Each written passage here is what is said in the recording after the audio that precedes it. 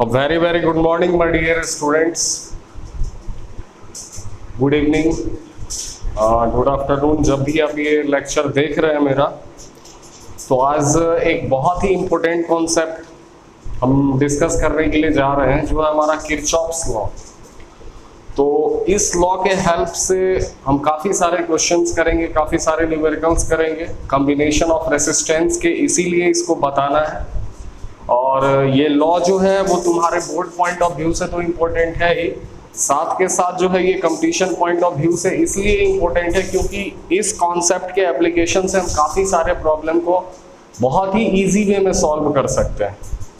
अगर आपको Kirchhoff's law नहीं समझ में आएगा तो आप व्हीटस्टोन ब्रिज भी अच्छे से समझ में नहीं पाओगे। और भी काफ़ी सारे कॉन्सेप्ट है, जैसे कि किसी भी सर्किट में कॉम्बिनेशन ऑफ रेसिस्टेंस वाले नेटवर्क में अगर किसी दो पॉइंट के बीच में अगर पोटेंशियल डिफरेंस अगर फाइंड करना है, तो ये सारे अपकमिंग जितने भी लेक्चर्स होंगे कॉम्बिनेशन ऑफ रेसिस्टेंस के ऊपर में, आगे के सारे आने वाले जो लेक्चर है, या फिर सपोज करो एक क्यूब है, उस क्यूब के हर एक एज पे रेसिस्टेंस कनेक्टेड है, और उस क्यूब के किसी दो पॉइंट के बीच में अगर इक्विवेलेंट रेसिस्टेंस अगर हमें फाइंड करने हैं, जैसा क्वेश्चन अगर दे दिया, तो क्यूबिकल स्केलेटल नेटवर्क में भी हम किरचॉफ्स वोल्टेज लॉ के एप्लीकेशन से ही प्रॉब्लम को सॉल्व करेंगे। मैं एक और दूसरा ट्रिकी मेथड बताऊंगा जिसमें कि किरचॉफ्स वोल्टेज लॉ के बिना भी सॉल्व किया जा सकता है, लेकिन इसके हेल्प से हम काफी सारे कॉम्बिनेशन ऑफ रेसिस्टेंस वाले कॉम्प्लेक्स सर्किट को काफी इजी वे में सॉल्व कर सकते हैं, इसीलिए ये लॉ काफी इंपॉर्टेंट है। तो किरचॉफ्स ने हमें दो नियम दिए थे, किरचॉफ्स के दो रूल है। तो पहला लॉ है इसका किरचॉफ्स करंट लॉ, ठीक है। तो आज जो हम लोग डिस्कस करने के लिए जा रहे हैं वो है हमारा किरचॉफ्स लॉ, ठीक है। तो फर्स्ट है हमारा Kirchhoff's current law.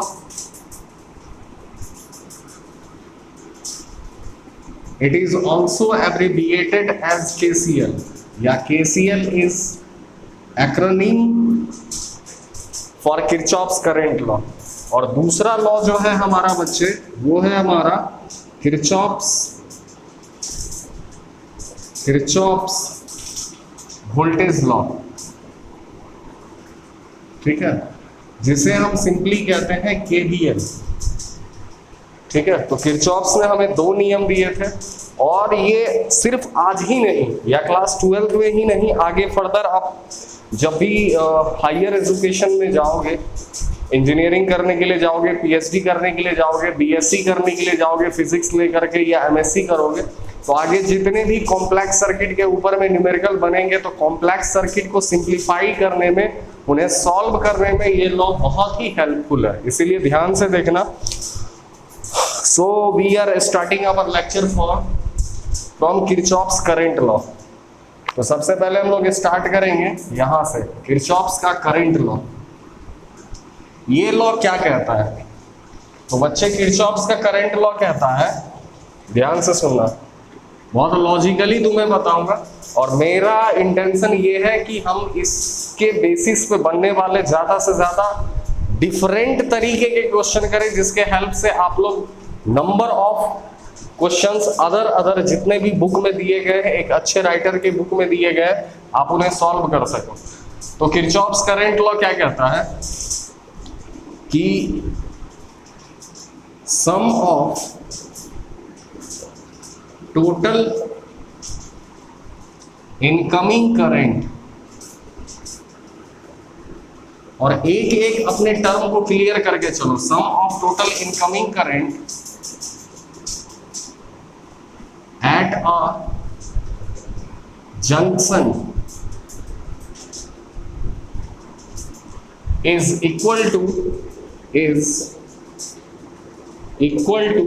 sum of outgoing current, ठीक है। ये कहता है हमें कि किसी भी जंक्शन पे जितना करंट अप्रोच करता है उस जंक्शन पे उतना ही करंट उस जंक्शन से लीव करेगा। सम ऑफ टोटल इनकमिंग करंट, जैसे मैं एक जंक्शन बना देता हूं।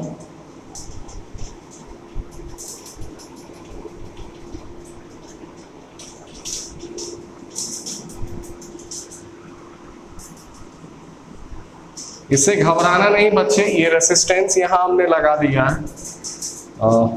सपोज ये सारे रेसिस्टेंस का जो वैल्यू है ये आर है।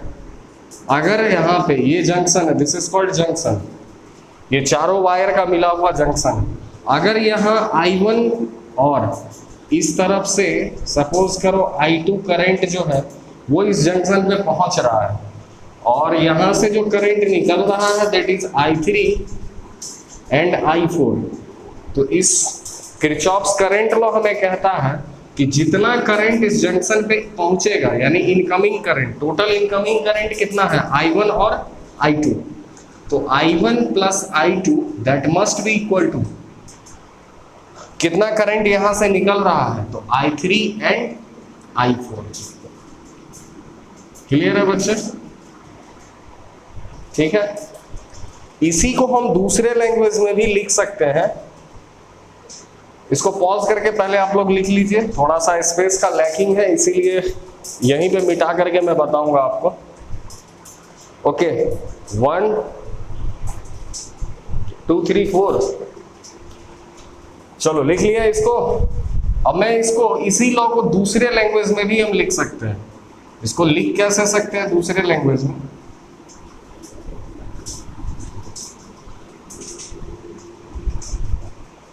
इसको लिख सकते हैं ऐसे भी हम, algebraic sum of total current, algebraic sum of total current at a junction, algebraic sum of total current at a junction is 0। किसी भी जंक्शन के पास टोटल सम, अलजेब्रिक सम सारे करंट का 0 होगा। देखो कैसे 0, ये जंक्शन है, इस जंक्शन पे पहुंचने वाला करंट और निकलने वाला करंट वो अगर उसके साइन के साथ अगर हम ऐड करते हैं ना, उसका सम हमेशा 0 होगा। अलजेब्रिक का मतलब हुआ उसके डायरेक्शन के अकॉर्डिंग साइन, जो करंट पहुंच रहा है उसके साथ प्लस साइन और जो करंट निकल रहा है उसके साथ में माइनस साइन। देखो इसी इक्वेशन को अगर आप देखते हो तो I1 plus I2 minus I3 minus I4 that is equal to 0। आई बात समझ में? I1 plus I2 minus I3 minus I4 is equal to 0। तो इससे हमको क्या पता चलता है कि I1 और I2 these two current are approaching to this junction and I3 and I4 these two current are leaving this junction। ये दोनों करंट इस जंक्शन को लीव कर रहा है। तो इन सब का अलजेब्रिक सम जो है वो किसके बराबर है? 0 के बराबर है। तो ये था तुम्हारा किरचॉफ्स करंट लॉ। अगर मैं इसको और डिटेल में लेकर के जाऊं तो एक नहीं कई सारे लेक्चर्स लग जाएंगे, पर हमें न्यूमेरिकल बनाने के लिए इतना सफिशिएंट है और बोर्ड के लिए भी इतना सफिशिएंट है। बस इसके साथ एक और लाइन आता है जो मैं यहाँ इंक्लूड कर देता हूं। तो इतना आपने कर लिया। चलो again I am giving you time, pause करके पहले लिख लो फिर मैं लिखूंगा आगे। लिख लिया? ओके।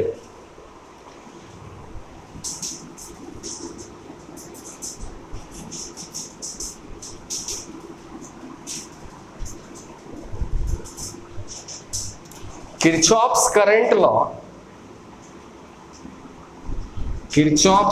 लॉ यानी कि KCL ऑबेज, ये अक्सर बोर्ड में आता है। बस किरचॉफ्स करंट लॉ ऑबेज और आपको 4 ऑप्शन दे दिए हैं। Kirchhoff's current law obeys conservation of charge.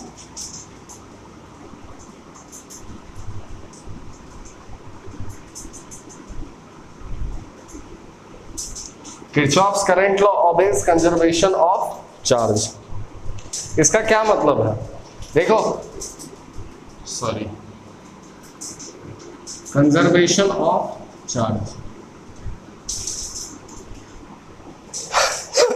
Kirchhoff's current law जो है वो कंजर्वेशन ऑफ चार्ज के प्रिंसिपल को ऑबे करता है। देखो बच्चे, ये कंजर्वेशन ऑफ चार्ज का क्या मतलब होता है, मैं ज्यादा डिटेल में तो नहीं बताऊंगा, पर इतना बताऊंगा जो आपको पूरी कहानी की तरह ये कॉन्सेप्ट आपको समझ में आ जाएगा, ठीक है। हालांकि इसमें मुझे सेपरेट लेक्चर बनाना चाहिए, अगर आपका कमेंट आता है तो मैं जरूर बनाऊंगा, वरना मैं यहीं पे इसी लेक्चर में इसको क्लियर कर देता हूँ। देखो, कंजर्वेशन जो टर्म है, इस टर्म को आप फिजिक्स में काफी इनकाउंटर किए होंगे, खास करके जो आपका मैकेनिक्स वाला जो ब्रांच है, क्लास 11th में भी आपने मैकेनिक्स पढ़ा होगा, वर्क एनर्जी एंड पावर पढ़ा होगा, वहां पे कंजर्वेशन का टर्म है। रोटेशनल मैकेनिक्स पढ़ा होगा, वहां पे कंजर्वेशन का टर्म है। Elastic collision, in elastic collision वगैरह जितने भी टाइप्स के कॉलिजन आपने पढ़े होंगे, वहां पे कंजर्वेशन का टर्म है। और क्लास 12th के फिजिक्स का जो पहला चैप्टर है इलेक्ट्रोस्टैटिक्स, उसमें कुछ टर्मिनोलॉजी है, कंजर्वेशन ऑफ चार्ज, क्वांटाइजेशन, ठीक है। और क्लास 11th में ऑलरेडी आपने पढ़ा होगा conservation of energy, conservation of momentum, conservation of kinetic energy, ठीक है। तो उसी तरीके से कंजर्वेशन ऑफ चार्ज एक टर्म है हमारा। तो इसका मतलब क्या होता है, कंजर्वेशन ऑफ चार्ज का बेसिक मतलब ये है बच्चे, मैं यहां सिर्फ आपको बोल रहा हूं थ्योरेटिकली, कि थोड़ा सा समझा भी देता हूं, अब जब मैं जिक्र कर रहा हूं तो ये समझ में आ गया आपको, ठीक है। तो मैं इसको इरेज कर रहा हूं।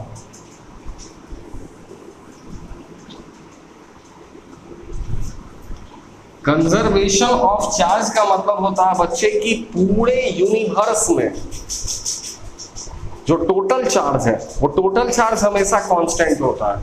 पूरे यूनिवर्स का चार्ज जो है वो हमेशा कांस्टेंट होता है, यानी कि charge can neither be created NOR be destroyed. Charge को ना तो हम क्रिएट कर सकते हैं और ना ही हम इसे डिस्ट्रॉय कर सकते हैं। Charge can neither be created NOR be destroyed.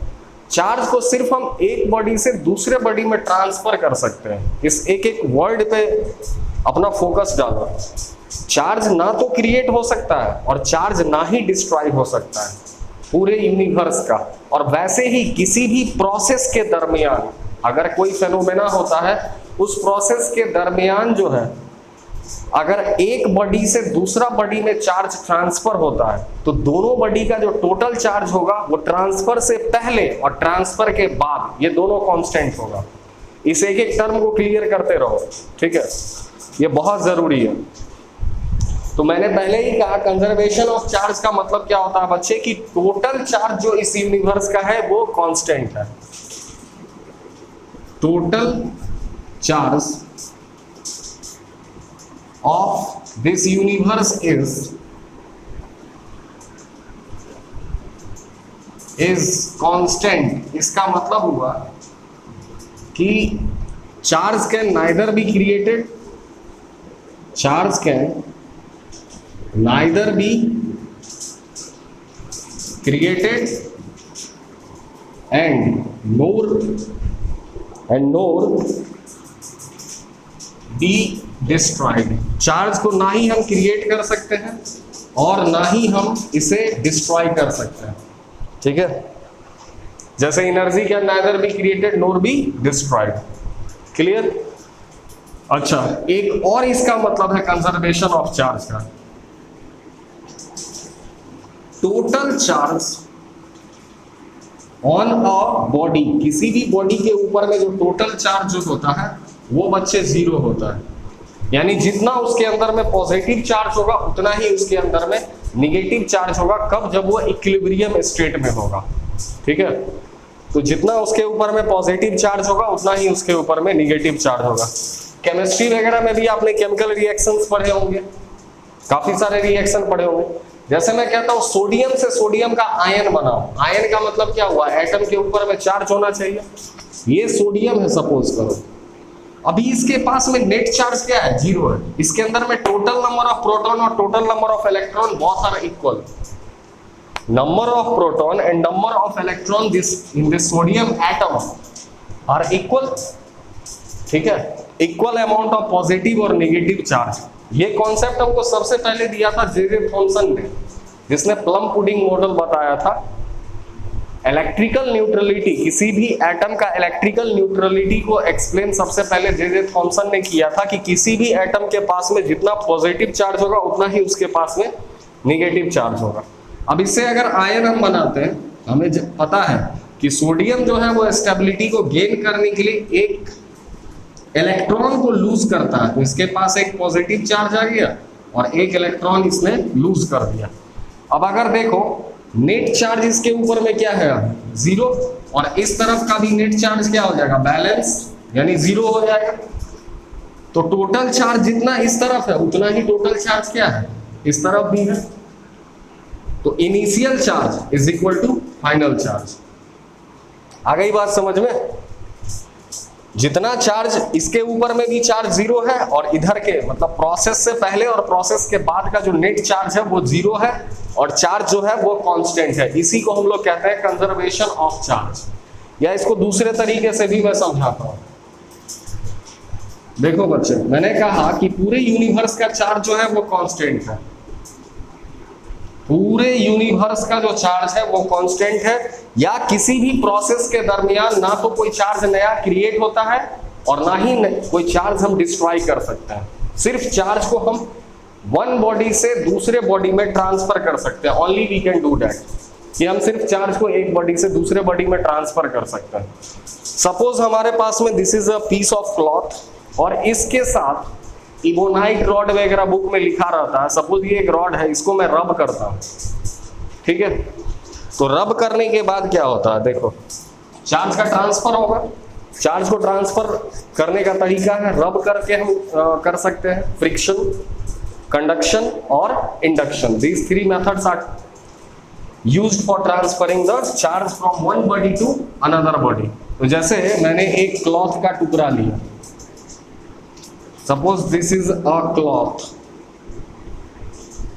और इसको मैंने एक रॉड के साथ में, दिस इज अ रॉड, एक रॉड के साथ में, एक ग्लास का रॉड है ये, इस रॉड के साथ मैंने इस टुकड़े को रब किया। मान लेते हैं इनिशियली इसके पास में जो चार्ज है वो 5 कूलम का है और इनिशियली इसके पास में जो चार्ज है वो 7 कूलम का है, ठीक है। तो बिफोर रबिंग, रब करने से पहले टोटल चार्ज कितना का होगा बच्चे, इस दोनों का मिला के, पूरे सिस्टम, पूरे प्रोसेस का ध्यान रखना ये चीज। मैंने जैसे कहा ना, total charge of this universe, पूरे यूनिवर्स का, या किसी भी एक प्रोसेस के दरमियान। तो प्रोसेस में तो ये दोनों इन्वॉल्व है, रॉड और क्लॉथ। तो इन दोनों पे टोटल चार्ज कितना का है, 12 कूलम का है। अब जैसे हमने रब किया, आफ्टर रबिंग, शायद स्पेस थोड़ा सा कम हो रहा है, ठीक है। तो स्पेस अगर हमारा कम हो रहा है तो क्या करना चाहिए, इसको मिटा लेते हैं।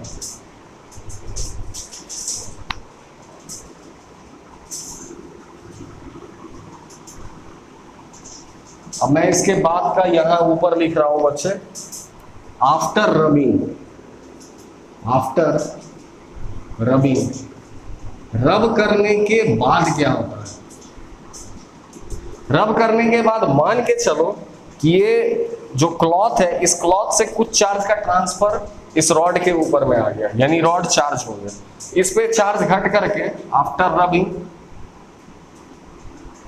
चार्ज ऑन क्लॉथ, मान के चलो इसके ऊपर का जो चार्ज है वो घट करके हो जाएगा 5 कूलम, और चार्ज ऑन जो रॉड था, वो रॉड के ऊपर में जो चार्ज आ जाएगा, इससे 2 कूलम का चार्ज घटा और उसके ऊपर में 2 कूलम और आ गया। तो अब जो अगर हम Q टोटल अगर हम निकालते हैं तो टोटल चार्ज कितना का हो जाएगा बताओ, 12 कूलम। यानी इस प्रोसेस के दरमियान रबिंग से पहले और रबिंग के बाद टोटल चार्ज जो है वो क्या है, कांस्टेंट है। यानी ना तो चार्ज क्रिएट हुआ है और ना ही चार्ज डिस्ट्रॉयड हुआ है। चार्ज सिर्फ एक बॉडी से दूसरे बॉडी में ट्रांसफर हुआ है और टोटल प्रोसेस में चार्ज जो है वो कांस्टेंट रहा है। This is called conservation of charge. ठीक है। लेकिन बच्चे इतना ही डिफिनेशन सफिशिएंट नहीं है, आपके लिए इतना सफिशिएंट है, but this definition is not that much sufficient. तकरीबन जो है अभी इस लॉ में किरचॉफ्स का जो कंजर्वेशन ऑफ चार्ज का जो लॉ है, इसमें कुछ मॉडिफिकेशन किया गया है। तो वो मॉडिफिकेशन किया गया है आइंस्टीन के क्वांटम थ्योरी के बेसिस पे मॉडिफिकेशन किया गया है। वो आपके नीड में नहीं है, नीड में तो होता ही है लेकिन आपके जरूरत में नहीं है। लेकिन मैं फिर कभी इसके ऊपर मैं सेपरेट वीडियो जब भी बनाऊंगा कंजर्वेशन ऑफ चार्ज, तो मैं उसको डिस्कस करूंगा, ठीक है।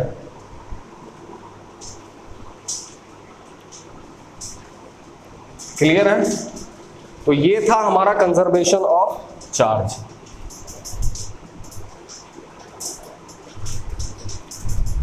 तो इसको पॉज करके लिख लीजिए।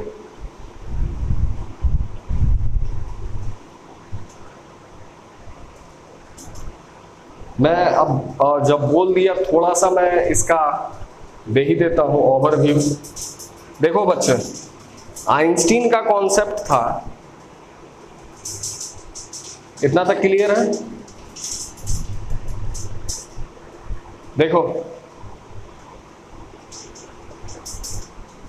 आइंस्टीन का कॉन्सेप्ट था E is equal to mc², जो आइंस्टीन के द्वारा दिया गया सबसे फेमस फॉर्मूला है। E is equal to mc²। तो इसका कहने का मतलब क्या है, मैटर और एनर्जी ये दोनों एक दूसरे के इक्विवेलेंट है। ये कैसे इक्विवेलेंट है? यानी कि जब आप एनर्जी को कंप्रेस करोगे तो वो बन गया मैटर। ध्यान से सुनना, व्हेन एनर्जी इज कंप्रेस्ड तो वो कंप्रेस होकर के बन जाएगा मैटर, और मैटर को जब आप एक्सपेंड करोगे तो वो बन जाएगा एनर्जी, ठीक है।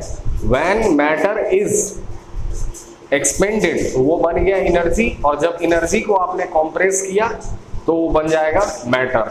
तो वहीं से आइंस्टीन ने हमारा एक फेमस इक्वेशन दिया था, E is equal to mc², ठीक है, एनर्जी मास इक्विवेलेंट इक्वेशन।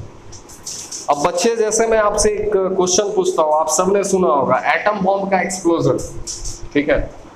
तो एटम बॉम्ब के एक्सप्लोजन में क्या होता है, जब एटम बॉम्ब एक्सप्लोड करता है, ठीक है, तो एक्सप्लोड करने के बाद वहां मैटर जो है वो डिस्ट्रॉय हो रहा है, और मैटर डिस्ट्रॉय होकर के वो एनर्जी में कन्वर्ट हो जाता है, ठीक है।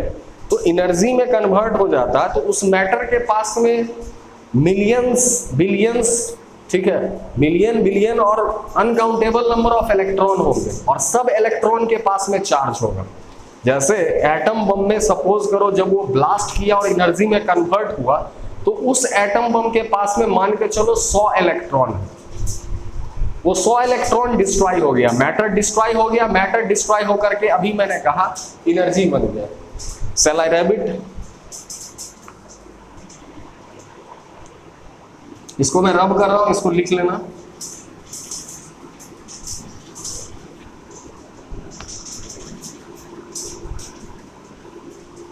इसीलिए बच्चे पढ़ाते पढ़ाते कभी कभी कुछ ऐसे टॉपिक्स आ जाते हैं। मैंने अभी कहा कि मैटर और एनर्जी, ठीक है, ये बिल्कुल मैटर से हम लोग एनर्जी बना सकते हैं और एनर्जी से मैटर बना सकते हैं। कैसे? मैंने कहा कि एनर्जी को अगर तुम कंप्रेस करते हो तो वो बन गया तुम्हारा मैटर, और मैटर जब एक्सपेंड करेगा,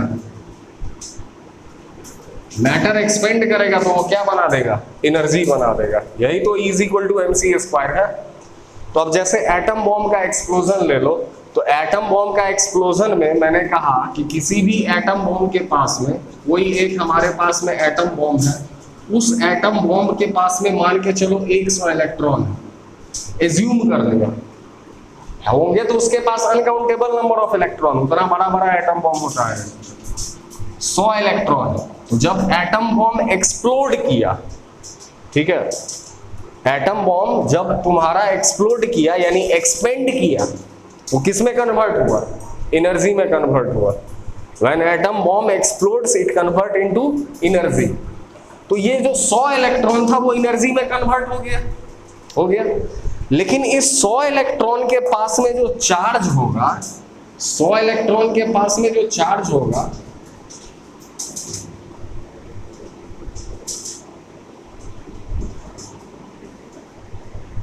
ठीक है, सॉरी, इस 100 इलेक्ट्रॉन के पास में, मैंने मास लिख दिया था, 100 इलेक्ट्रॉन, एक इलेक्ट्रॉन पे चार्ज कितना होता है 1.6 इंटू 10 का पावर माइनस 19 कूलम।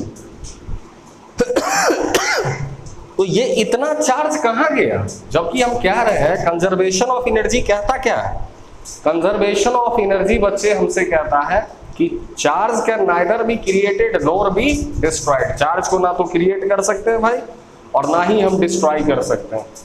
तो अब इस प्रोसेस में, इस बॉम्ब के, एटम बॉम्ब के एक्सप्लोजन में ये 100 इलेक्ट्रॉन तो खत्म होकर के एनर्जी दे दिया, लेकिन वो चार्ज का क्या, where does this charge goes, ये चार्ज कहां गया? या काफी सारे रेडियो एक्टिविटी के रिएक्शंस होते हैं, तो उन सब में जो रेडियो एक्टिव एनर्जी जो लिबरेट होते हैं, रेडियो एक्टिव डीके के बाद जब एनर्जी लिबरेट होती है, तो आखिर फिर वो इलेक्ट्रॉन का चार्ज कहां जाता है? एनर्जी तो मिल गया हमको उससे, लेकिन चार्ज कहां गया बच्चे? यूरेनियम है, यूरेनियम का डीके हो गया, डीके होने के बाद उसका वो चार्ज कहां गया? ठीक है, तो ये ही एक मॉडिफिकेशन है जिसको मैं और डीप में नहीं जाऊंगा, वरना मैं अपने टॉपिक से डेविएट हो जाऊंगा। सम प्रोसेस आर देयर, आप नेट पे सर्च कर सकते हैं, एनिहिलेशन, ठीक है, और ये production of pair of charge, ये दो टॉपिक हैं इससे रिलेटेड, तो ये आप स्टडी कर सकते हैं। इसमें आपको कुछ पॉजिट्रॉन वगैरह की कहानी बताई जाएगी, ठीक है। पॉजिट्रॉन न्यूक्लियस के अंदर ही होता है और इलेक्ट्रॉन के इतना ही चार्ज होता है, पर ये किसी रिएक्शन में पार्टिसिपेट नहीं करता है, यहीं से पॉजिट्रॉन की कहानी स्टार्ट होती है। तो ये जो भी है इसे आप स्टडी करोगे वहां पे, ठीक है। तो इतना क्लियर है। अभी मैंने बता दिया कि किरचॉफ्स करंट लॉ जो है वो कंजर्वेशन ऑफ चार्ज को ओबे करता है। और किरचॉफ्स करंट लॉ है क्या? तो किरचॉफ्स का करंट लॉ है बच्चे की total current incoming at a junction must be equal to total current leaving that junction. अभी मैंने लिखा था ना, पीछे के वीडियो को देख लो, I1 प्लस I2, ये करंट जंक्शन पे पहुंच रहा है, इज इक्वल टू लीव कर रहा था I3 प्लस I4। और मैंने अभी कहा कंजर्वेशन ऑफ चार्ज का मतलब क्या होता? अगर किरचॉफ्स का करंट लॉ KCL अगर कंजर्वेशन ऑफ चार्ज को फॉलो कर रहा है, तो कंजर्वेशन ऑफ चार्ज कहता है कि किसी भी प्रोसेस के इनिशियल कंडीशन में जितना चार्ज होगा, फाइनल कंडीशन में भी प्रोसेस कंप्लीट होने के बाद भी उतना ही चार्ज होगा। मैंने माना कि किसी t टाइम पे, ये आया था कहां से,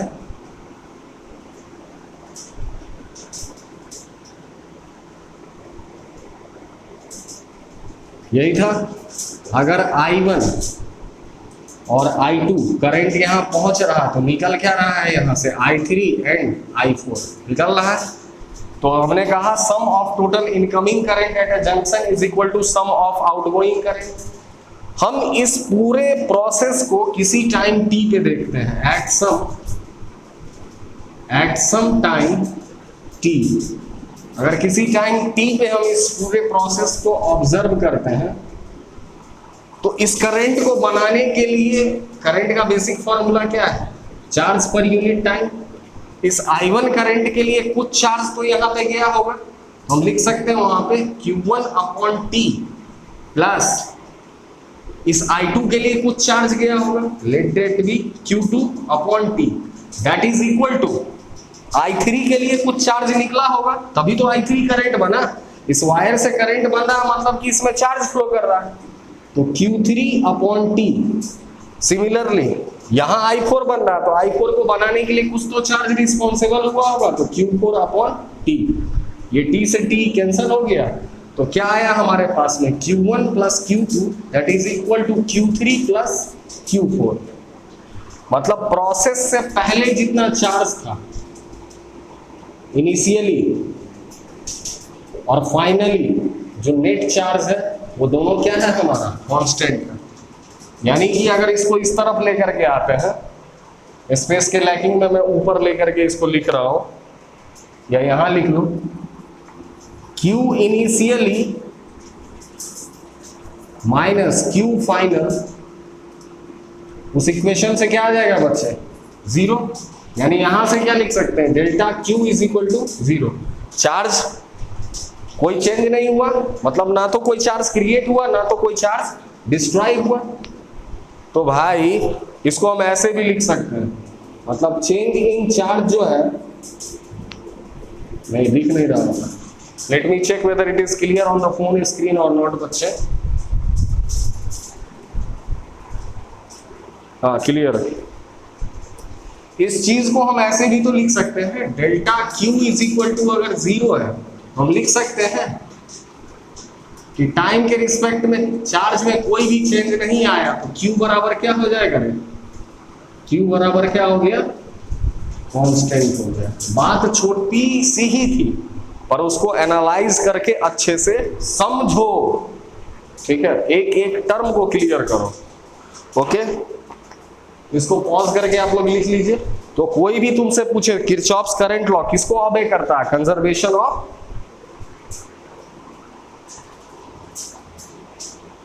कंजर्वेशन ऑफ चार्ज को।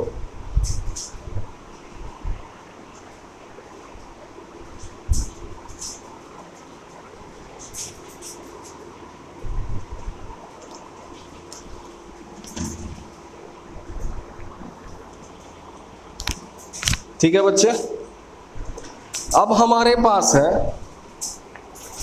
नाउ वी हैव, पॉज करके लिख लिया।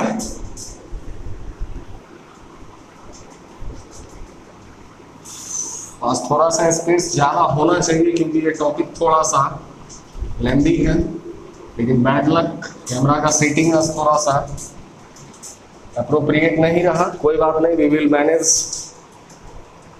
अब है हमारा किरचॉफ्स का वोल्टेज लॉ, KVL। किरचॉफ्स का वोल्टेज लॉ क्या कहता है बच्चे?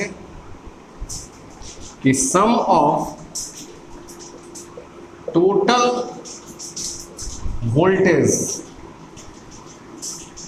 इन अ लूप, इस लाइन को क्लियर करो, इज 0। ठीक है। Sum of total voltage in a loop is 0, या इसको दूसरी भाषा में लिख सकते हैं, in any loop applied voltage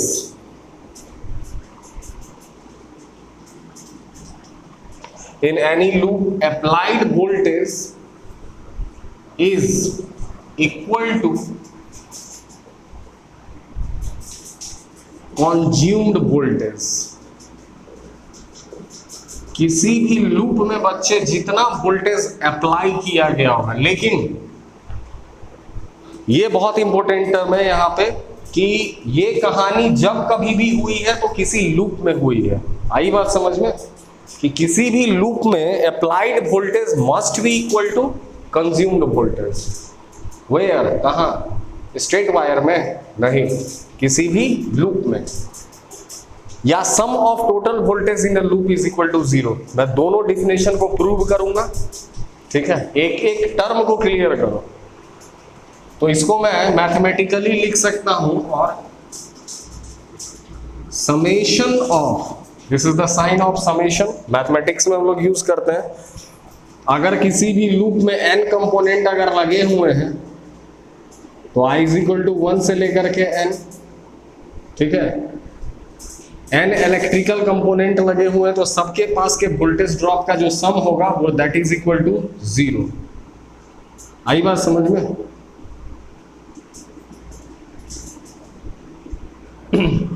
summation of total voltage in a loop is equal to 0। Clear है बच्चे? तो इसको पॉज करके लिख लो, ठीक है? अब इसके साथ में कुछ साइन कन्वेंशन है, there are some sign conventions, वो मैं बताने के लिए जा रहा हूं।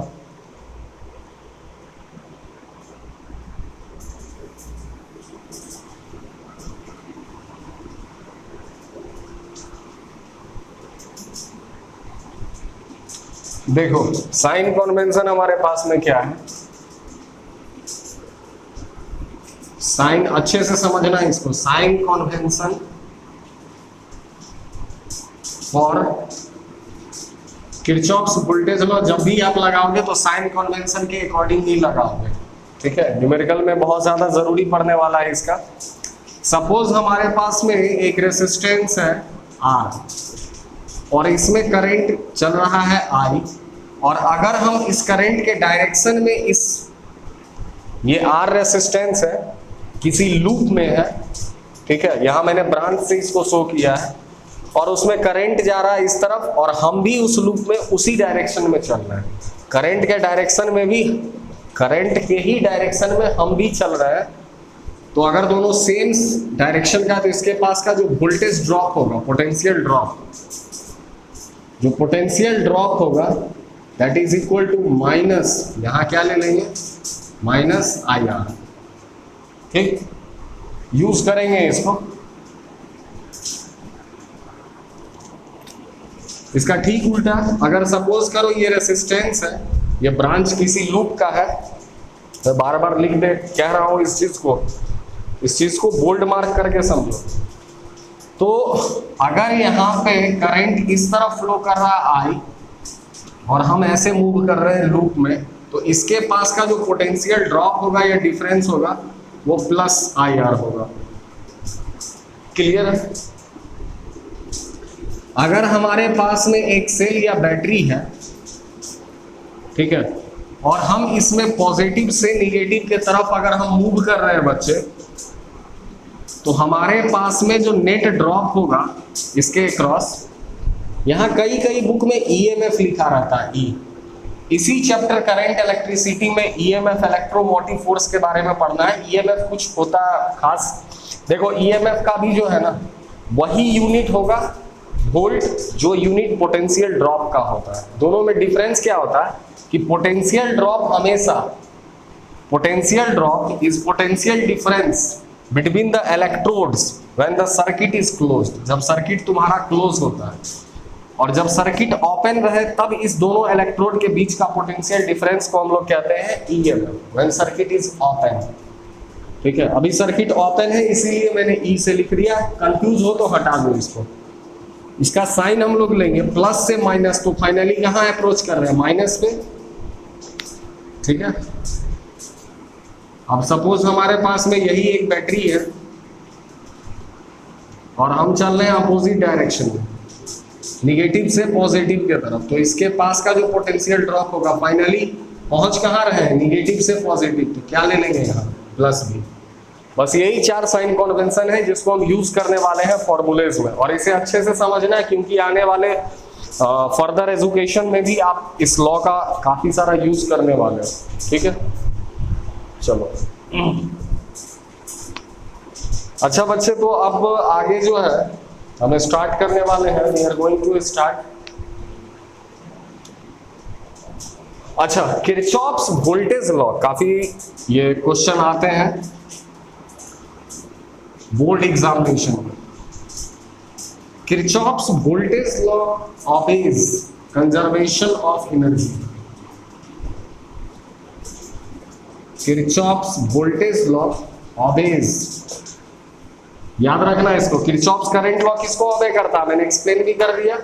Kirchhoff's current law obeys conservation of charge and Kirchhoff's voltage law obeys conservation of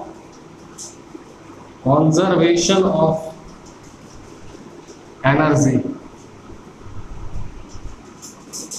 Kirchhoff's voltage law किसको ऑबे करता है बच्चे, कंजर्वेशन ऑफ एनर्जी को। अब मैं इसको प्रूव भी कर देता हूं। मैंने किरचॉफ्स वोल्टेज लॉ, थोड़ा सा पीछे रिमाइंड करके देखो, मैंने किरचॉफ्स वोल्टेज लॉ को कैसे एक्सप्लेन किया है, किसी भी लूप में जितना वोल्टेज अप्लाई होगा उतना ही वोल्टेज कंज्यूम होगा, या इसको दूसरी भाषा में कह सकते हैं कि किसी भी लूप में जितना एनर्जी हमने अप्लाई किया उतना ही एनर्जी उसके अंदर में कंज्यूम हुआ। देख लो,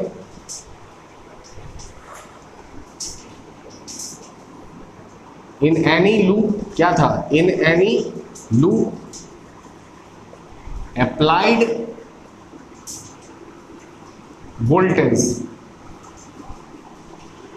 ऐसे लिखो symbolically, applied voltage is equal to consumed voltage. जितना वोल्टेज तुम, जितना पोटेंशियल ड्रॉप अप्लाई कर रहे हो, जितना वोल्टेज ड्रॉप अप्लाई कर रहे हो, उतना ही कंज्यूम होगा। या इसको दूसरी भाषा में भी आप लिख सकते हैं अप्लाइड एनर्जी, ठीक है, applied energy is equal to energy consumed. आई बात समझ में? जितना एनर्जी तुमने अप्लाई करा है उतना ही एनर्जी उसमें कंज्यूम भी होगा। अब इसको मैं दो सर्किट के हेल्प से क्लियर करता हूं। देखो, पोटेंशियल और इलेक्ट्रोस्टैटिक एनर्जी में बच्चा एक रिलेशन होता है। इलेक्ट्रोस्टैटिक एनर्जी जो क्लास 12 के फिजिक्स का सेकंड चैप्टर है, इलेक्ट्रोस्टैटिक पोटेंशियल, उसी में ये टर्म है इलेक्ट्रोस्टैटिक एनर्जी। अगर किसी भी सर्किट में किसी टाइम पे अगर Q चार्ज सप्लाई हो रहा है तो अब ये इलेक्ट्रोस्टैटिक एनर्जी नहीं बन गया रे, और ये कंज्यूम्ड एनर्जी हो गया, कंज्यूम्ड इलेक्ट्रोस्टैटिक एनर्जी, क्योंकि चार्ज से रिलेटेड है, और कंज्यूम्ड अप्लाइड एनर्जी। ऐसे भी समझ सकते हो, ये समझने का तरीका है, ठीक है। अब जैसे देखो, मैंने यहां एक रेसिस्टेंस लिया R1, एक रेसिस्टेंस लिया R2, यहां पे एक V वोल्ट का मैंने बैटरी कनेक्ट कर दिया।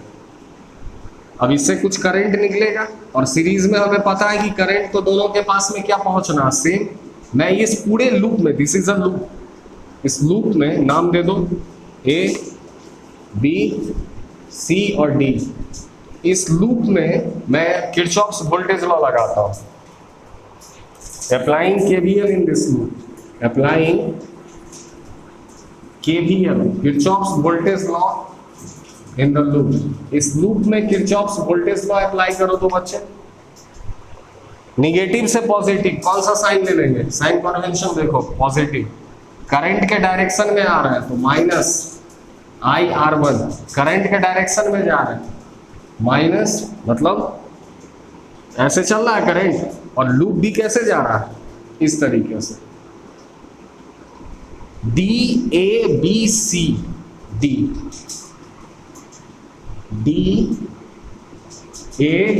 DABCD, ये लूप है। तुम्हें जैसे लेना है तुम ऐसे भी ले लो, ABCDA, ध्यान रहे बस लूप होना चाहिए। ये नहीं कि किताब में दिया हुआ सॉल्यूशन में रट लो उसको उठा के, लूप होना चाहिए। ABCDA, लूप का मतलब जहां से चलना शुरू किया वहीं पे खत्म करो। A से चलो तो A से ही खत्म करो, D से चलो तो D पे ही खत्म करो, C से चलो तो C पे ही, B से चलो तो B पे ही खत्म करो। तो हम D से चल रहे हैं, यहां तो कुछ नहीं है, निगेटिव से पॉजिटिव, प्लस साइन, ऐसे चल रहे हो। लूप का ये डायरेक्शन है और करंट का भी यही डायरेक्शन है, तो minus I into R1। Again current का भी यही डायरेक्शन है, लूप का भी सेम डायरेक्शन है, तो minus IR2। Summation of total voltage in a loop is equal to क्या था? अरे यही था ना रे बउआ, summation of total voltage in a loop is equal to 0। यहां से क्या लिख सकते हैं? V is equal to I into R1 plus I into R2 लिख सकते हैं। V applied is equal to IR1, इसको क्या लिख सकते हो? V1 plus V2। तो यही ना कंज्यूम हो रहा है, इसको क्या लिख सकते हैं? V कंज्यूम लिख सकते हो। तो applied voltage is equal to consumed voltage, हुआ ना। यानी यहां से हम लोग लिख सकते हैं कि चेंज इन वोल्टेज क्या है? 0 है। अप्लाइड माइनस कंज्यूम्ड क्या हो जाएगा? इधर लेकर के आओगे तो 0 हो जाएगा। इसी को लिख सकते हैं कि चेंज इन वोल्टेज अगर 0 हो गया, भाई वोल्टेज में चेंज हो ही नहीं रहा, तो वोल्टेज तुम्हारा क्या है? कांस्टेंट है। और वोल्टेज कांस्टेंट है मतलब एनर्जी कांस्टेंट है। Applied energy is equal to consumed energy, और एनर्जी कहीं भी डिस्ट्रॉय नहीं हुआ है। तो अगर नहीं हुआ है, इसीलिए किरचॉफ्स वोल्टेज लॉ किसको ऑबे करता है? कंजर्वेशन ऑफ एनर्जी को ऑबे करता है। ये बात क्लियर है? ठीक है, ठीक है बच्चे, इसको पॉज करके लिख लीजिए। एक सेकंड एग्जांपल और मैं इसके ऊपर देने वाला हूं, पहले पॉज करके इसको लिख लो। Let me check whether it is clear on the phone screen और नॉट। ओके, बहुत अच्छे से क्लियर है।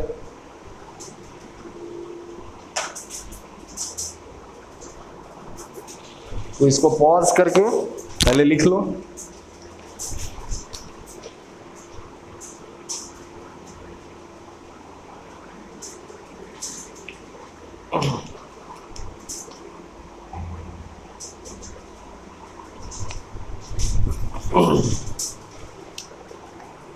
ठीक है, अच्छा एक एग्जांपल मैं और देता हूं जो बच्चों को बहुत ज्यादा कंफ्यूजन रहता है इसमें। मैंने देखा है अपने टीचिंग के दरमियान, मैंने ये चीज ऑब्जर्व किया है। सपोज, अच्छा तुम वहां रेसिस्टेंस और पोटेंशियल का वैल्यू अपने अकॉर्डिंग सेट कर सकते हो, बशर्ते कि सारा कंडीशन सेटिस्फाई होना चाहिए। जैसे मैं एक एग्जांपल ले लेता हूं,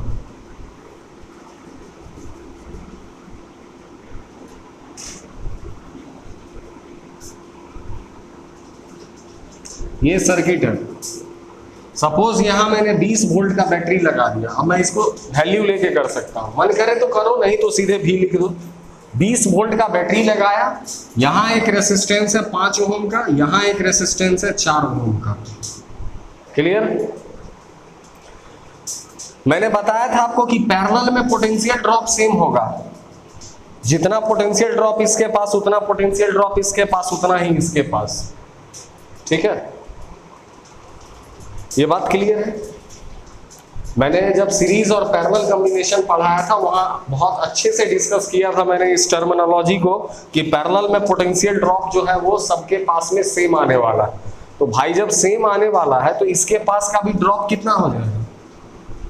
इसके पास का भी जो ड्रॉप होगा वो 20 वोल्ट होगा, और इसके पास का भी जो ड्रॉप होगा वो भी 20 वोल्ट का होगा। इसके क्रॉस का पोटेंशियल ड्रॉप और इसके क्रॉस का पोटेंशियल ड्रॉप कितना कितना का होगा? 20 वोल्ट का होगा। अब यहां पे कुछ मेरे इंटेलिजेंट स्टूडेंट हैं जो ये कहेंगे कि सर अप्लाई वोल्टेज कितना किया? 20 वोल्ट, और सर्किट में कंज्यूम कितना हुआ? 20। इसके पास 20, ऊपर वाले के पास में 20, नीचे वाले के पास में 20, 20 कितना हो गया रे? 40। बोलोगे ना? ऐसा नहीं है, पूरे लाइन को पढ़ो। ये applied voltage is equal to consumed voltage, ये कंडीशन कहां पे सेटिस्फाई कर रहा है? इसीलिए मैं कहता हूं डिफिनेशन भी पढ़ो ना बच्चे, तो उसके एक एक टर्म को क्लियर करो। चाहे वहां आर्टिकल हो, चाहे वहां प्रीपोजिशन हो, चाहे कंजक्शन हो, चाहे इंटरजेक्शन हो, एक एक वर्ड से पूरे सेंटेंस का मीनिंग चेंज हो जाता है। Applied voltage is equal to consumed voltage तो है, लेकिन कहां पे कंज्यूम्ड वोल्टेज? ये कंडीशन कहां सेटिस्फाई कर रहा है? इन एनी लूप, किसी भी लूप में। यहां भी चलो कोई लूप ले लो, ए बी सी डी, ठीक है। यहां ले लेते हैं ई, यहां ले लेते हैं एफ। बोर्ड पे दिख रहा है मेरे? चलो लूप लगा लो, कोई भी एक लूप को सिलेक्ट करो। इन लूप, मैं एक लूप लेता हूं, A B E C D, A B E C D A, ये वाला लूप लिया। अप्लाइड वोल्टेज यहां से चलना शुरू करना है, ए से, निगेटिव से पॉजिटिव, कौन सा साइन? Positive, 20 volt. करंट ऐसे फ्लो करेगा ना रे, यहां से कुछ करंट निकलेगा बैटरी के पॉजिटिव टर्मिनल से, और करंट यहां पर आकर के दो पार्ट में क्या हो जाएगा? I1 और इधर I2, दो पार्ट में करंट डिवाइड कर जाएगा। इसके पास का ड्रॉप आप बोलो कितना का हो जाएगा ड्रॉप? कितना का ड्रॉप हो जाएगा? पैरेलल में सबके पास में ड्रॉप तो सेम ही है ना रे। या तुम्हें I1 निकालना है तो महानुभाव सब I1 भी कैलकुलेट कर लो। ड्रॉप कितना का? पैरेलल में ड्रॉप सबके पास सेम है, तो करंट बराबर क्या हो जाएगा? I is equal to V upon R होगा। तो V है 20/5, कितना का करंट हो जाएगा? 4 एम्पेयर का। इसके पास करंट कितना हो जाएगा? 20/4, कितना का हो जाएगा? 5 एम्पेयर का। I2 is equal to 5 ampere का, ठीक है। अब बताओ ड्रॉप कितना का होगा? इस लूप में चल रहा है, निगेटिव से पॉजिटिव, पॉजिटिव, और करंट भी ऐसे जा रहा है और लूप भी तो ऐसे ही जा रहा है, दोनों का सेम साइन। तो -5 चौके 20 इज इक्वल टू 0। तो applied voltage is equal to क्या है तुम्हारा? V applied is equal to V consume. हो गया। बस ये ध्यान रखना भाई, ये जो टर्म है ना, ये एप्लीकेबल है कहां पे? जब आप किसी लूप में चल रहे हैं। Let me check. चलो क्लियर है, बहुत अच्छे से क्लियर, ठीक है। या आप दूसरा लूप ले लो, ये वाला लूप A-B-F, ये लगा लो, सेम यही चीज आएगा, निगेटिव से पॉजिटिव, पॉजिटिव, और करंट कितना का जा रहा है इसमें? 5 एम्पेयर, 5 चौका 20। Applied voltage is equal to consumed voltage. कहां पे? किसी भी लूप में। ये बेवकूफी मत करना कि सर वोल्टेज अप्लाई किया बैटरी से 20 वोल्ट का और ये दोनों कंज्यूम कितना किया? 20 + 20 कितना का कर लिया? 40 वोल्ट का कर लिया। ऐसा मत करना। तो इसके साथ बच्चे यहाँ पे हमारा समाप्त होता है किरचॉफ्स वोल्टेज लॉ। अब हम न्यूमेरिकल्स करेंगे, क्योंकि न्यूमेरिकल के बिना कोई भी कॉन्सेप्ट जो है वो मीनिंगलेस है, डमी कॉन्सेप्ट है।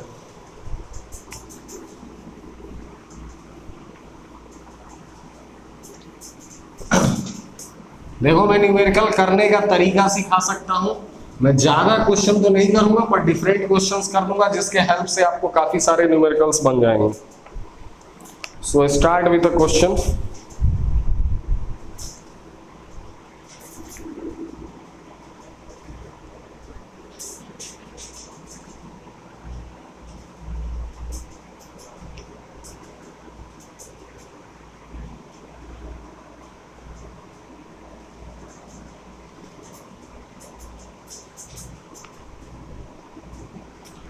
चलो, जैसे एक क्वेश्चन है हमारे पास,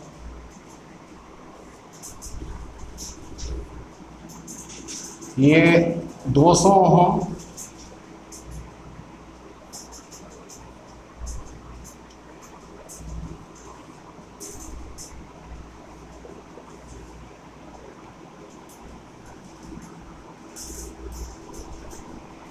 ये 60 ओम, ये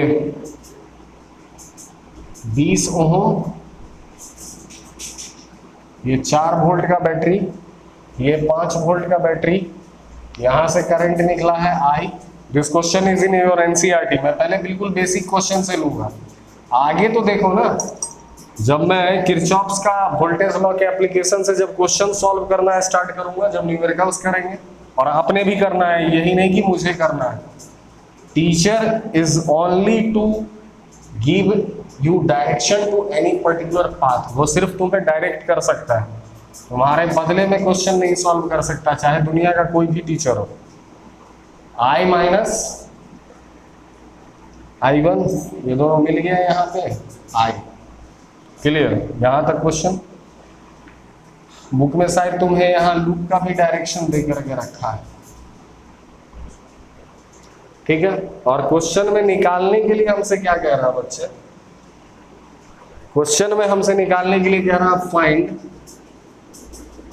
I एंड I1,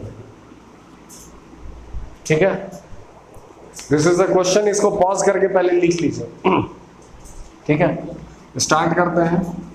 लूप का मैं नाम दे देता हूं पहले, ABCD। तो देखो यहां सबसे पहले इस क्वेश्चन में, मैं क्वेश्चन को पहले समझा देता हूं, ये दिया रहेगा तुमको, ठीक है। यहां एक बैटरी है, बैटरी के कौन से टर्मिनल से करंट निकलता है? पॉजिटिव से। यहां से आई करंट निकला, इस पॉइंट पे पहुंचा होगा आई करंट। इस पॉइंट पे पहुंच के करंट को कितना रास्ता दिख रहा है? 2 रास्ता दिख रहा है। कुछ करंट इस तरफ चला गया, इधर मान के चलो I1 करंट गया, तो इस तरफ रिमेनिंग जाएगा I माइनस I1। ये ऐसे घूमते हुए आया और इस तरफ से I1 पहुंच रहा था, तो I1 को कैंसिल करके I करंट इस तरफ आ गया, तो करंट का डिस्ट्रीब्यूशन हो गया। नाउ हमें निकालने के लिए कह रहा I और I1, यानी कि अब थोड़ा सा मैथमेटिक्स में मुझे बताओ। मैं पहले ही कहा हूं कि फिजिक्स को इमेजिन भी मत करना, छूने और पढ़ने की बात तो दूर है जब तक कि तुम्हें मैथमेटिक्स नहीं आता। मैथमेटिक्स में आपने पढ़ा होगा कि आपके पास में जितना वेरिएबल का वैल्यू किसी भी क्वेश्चन में निकालने के लिए दिया जाए, अगर उतना ही इक्वेशन आपके पास में हो तो आप आसानी से उसको सॉल्व कर जाओगे। रटना नहीं, मैं इस बात को आपके मन से दूर कर दूंगा, प्रॉब्लम देख करके रटना नहीं। जैसे ये x plus y is equal to 2 है, दिस इज वन इक्वेशन, और x minus y is equal to 4 है, दिस इज सेकेंड इक्वेशन। तुम्हारे पास कितने इक्वेशन दिए गए हैं? 2। अब अगर तुमको x और y का वैल्यू निकालने के लिए कहे तो तुम नहीं निकाल सकते हो। ये दोनों को ऐड कर दो, 4 2 6, ये कट गया, 2x इज इक्वल टू 6, तो x इज इक्वल टू कितना हो गया? 3। Now put the value of x in any of this equation और get the value of y, solve हो जाएगा। यानी जितना इक्वेशन है एटलीस्ट उतना वेरिएबल अगर है, या ठीक इसका उल्टा, जितना वेरिएबल है उतना ही अगर इक्वेशन है तो आप उन वेरिएबल्स का वैल्यू उन इक्वेशन के हेल्प से फाइंड आउट कर सकते हैं। आ गई बात समझ में? अब बताओ बच्चे, यहाँ पे टोटल नंबर ऑफ कितना वेरिएबल है? 3 वेरिएबल है जिसका वैल्यू निकालना है। निकालना किसका किसका? I और I1। टोटल कितना वेरिएबल है? 2 वेरिएबल। तो इस 2 वेरिएबल को सॉल्व करने के लिए एटलीस्ट हमको कितना इक्वेशन चाहिए? 2 इक्वेशन चाहिए। अब 2 इक्वेशन बनाएंगे कैसे? तो किरचॉफ्स वोल्टेज लॉ के हेल्प से बनाएंगे। और किरचॉफ्स वोल्टेज लॉ जब कभी भी एप्लीकेबल होता है तो कहां पे अप्लाई होता है? लूप में अप्लाई होता है। यहां पे 2 गो लूप को सर्च करो और जिस लूप में अप्लाई कर रहे हो उस लूप का हर एक चीज तुमको पता होना चाहिए। अब चलो देखो, यहां पे टोटल कितना लूप बन रहा है? 3 लूप बन रहा है, उसमें से 2 ही लूप में अप्लाई करना है। कौन कौन सा लूप बन रहा है? एक एक टर्म को क्लियर कर रहा हूं, टोटल लूप, रटना नहीं है। एक लूप बन रहा है B C D B, B C D B loop है। एक लूप ये बन रहा है बी डी ए बी, और एक बड़ा वाला loop B C D A B. ठीक है, B C D A B. तो निकालना तो तुमको 2 ही वेरिएबल का वैल्यू है, इसमें से किसी 2 इक्वेशन पे काम कर लो, जिस पे मन करे। इस दोनों में से, इस तीनों में से किसी 2 लूप पे काम करो, 2 लूप पे केवीएल लगाओ और क्वेश्चन को सॉल्व कर दो। मैं ये दोनों लूप ले लेता हूं। Applying Kirchhoff's voltage law in कौन सा loop? B C D B, B C D B. Apply करो। चलो यहां से चलना है, ये पॉजिटिव है निगेटिव, पॉजिटिव से निगेटिव -5 वोल्ट। ठीक, करंट के डायरेक्शन में चलना है। करंट ऐसे चल रहा है और लूप भी ऐसे ही चल रहा है, सी से डी।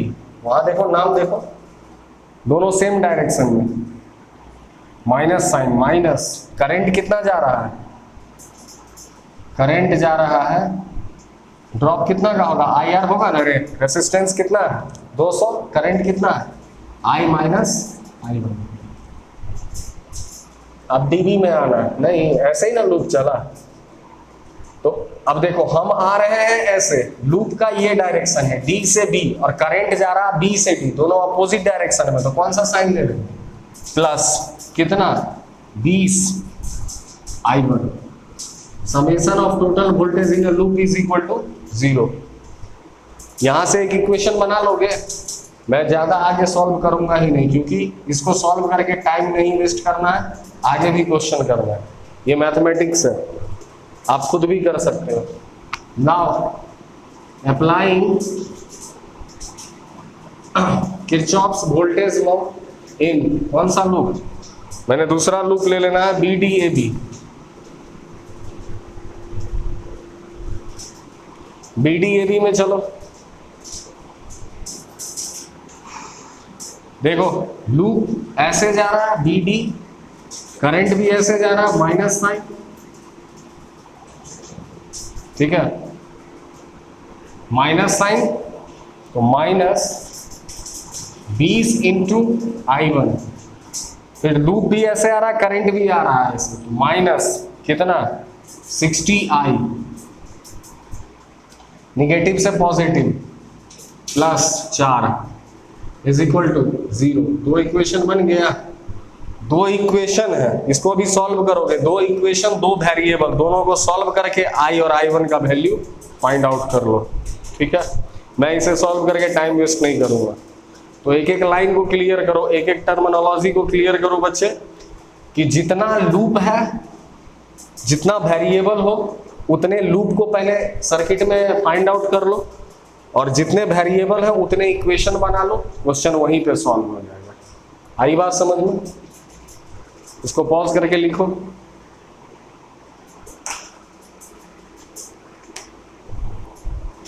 मैंने आपको क्लियर कर दिया, मैथमेटिक्स ही अप्लाई करना है, मुझे I और I1 निकालना था क्वेश्चन से। दो वेरिएबल है, दो इक्वेशन चाहिए, इक्वेशन बनेंगे कहां से? दो वेरिएबल है तो दोनों को सॉल्व करने के लिए कम से कम दो इक्वेशन बनने चाहिए, और दो इक्वेशन बनेंगे कहां पे? जब हम KVL अप्लाई करेंगे किसी एक लूप में, तो एक लूप में अप्लाई करेंगे तो एक इक्वेशन बनेगा, लेकिन दो वेरिएबल को सॉल्व करना तो दो इक्वेशन चाहिए, तो दो लूप में मैंने अप्लाई करके दो इक्वेशन बना लिया, इन दो को सॉल्व करके आंसर निकाल लिया। बस साइन कन्वेंशन ध्यान में रखना। बच्चे एक चीज और मैं बताता हूँ, मैं इस लेक्चर में इस चीज को कॉम्प्लेक्स नहीं करूंगा, तुम अपने माइंड में इतना ही रखो, मैं किरचॉफ्स वोल्टेज लॉ के साइन कन्वेंशन को उल्टा भी कर सकता हूं, ठीक है, लेकिन अभी नहीं करना है। अरे मैंने दो तरीके के इंग्लिश में डिफिनेशन लगाया था, summation of total voltage in a loop is equal to 0, उसके अकॉर्डिंग मैंने ये लिखा है, summation of total voltage in a loop, कौन सा loop? BCDB is equal to क्या हो गया? 0, या applied voltage is equal to क्या होगा? Consumed voltage. वहां से भी तो इक्वेशन बन सकता है, दोनों इक्वेशन सेम ही है, बस एक इक्वेशन में ये 5 वोल्ट एक तरफ रहेगा और बाकी सब दूसरे तरफ रहेगा, और कुछ नहीं।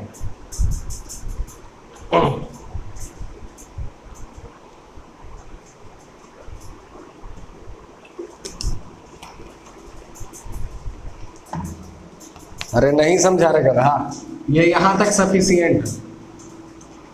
मैंने क्या बताया था? V applied is equal to V consumed. अगर मैं ये कोई भी दोनों में से एक इक्वेशन देखूं, उस 5 वोल्ट को अगर उस तरफ ले लिया तो इधर कितना बच जाएगा? 20I1 minus 200 I minus I1, यही ना हो गया applied voltage is equal to consumed voltage, ठीक है।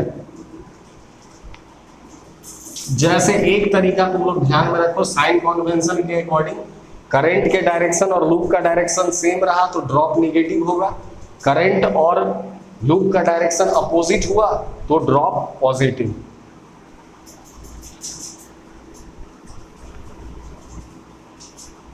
क्लियर? चलो अगले क्वेश्चन की तरफ मूव करते हैं। थोड़ा सा आज का लेक्चर लेंदी जाएगा क्वेश्चंस के वजह से।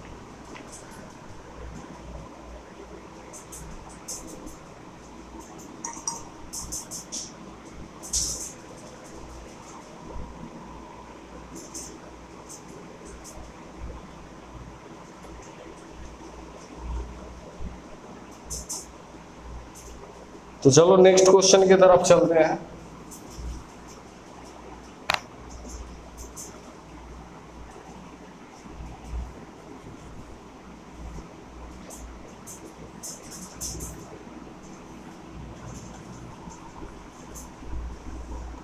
मैं पहले आसान आसान क्वेश्चन करूंगा और केवीएल और केसीएल बच्चे अच्छे से समझ करके रखना, ताकि आगे जो आने वाले हमारे लेक्चर जितने भी हैं उन सब जगह पे केवीएल और केसीएल का एप्लीकेशन होगा। 3 ओम, 2 ओम,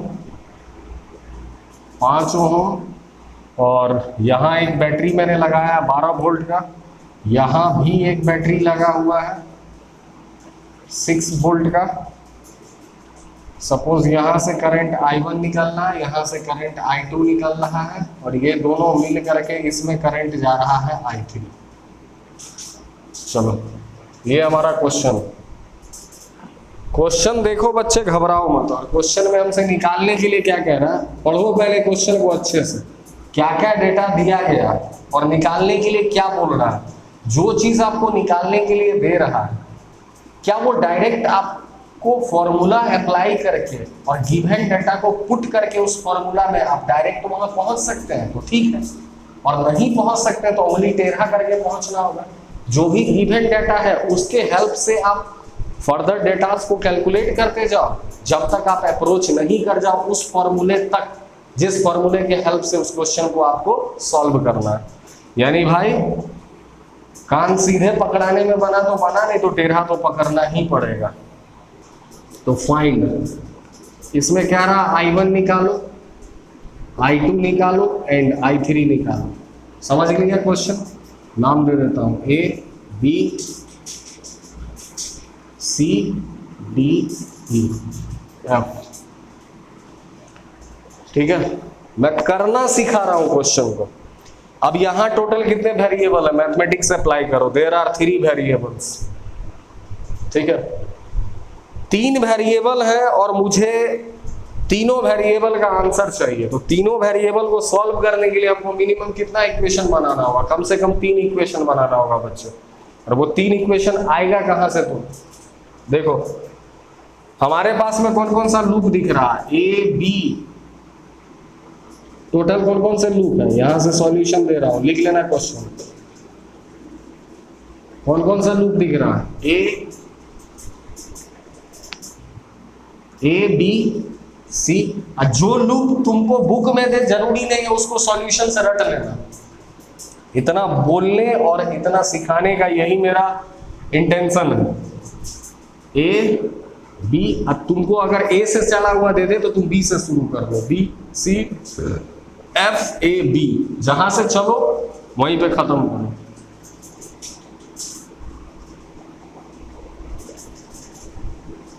ये एक लूप है। दूसरा loop C D F E। आई बात समझ में? तो ये आपके पास में 2 लूप मिल गए। ठीक है, और तीसरा भी एक लूप है।